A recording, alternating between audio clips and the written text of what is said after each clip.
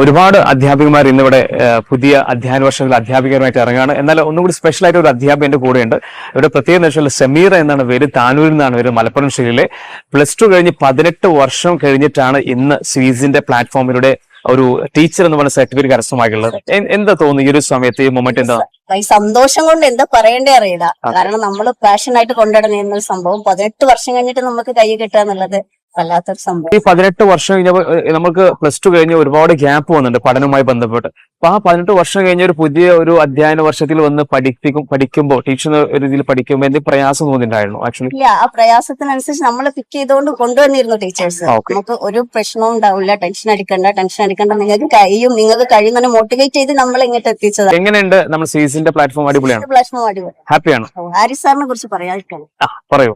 Haris sir എന്നുള്ള വ്യക്തിയാണ് ഞങ്ങളൊക്കെ ഈ നിലയ്ക്ക് എത്തിച്ചത്. ഒന്നും അല്ലാതെ വീട്ടിൽ പാത്രം കഴുകിയിരിക്കണം ഞങ്ങളെ മുന്നോട്ട് വന്ന്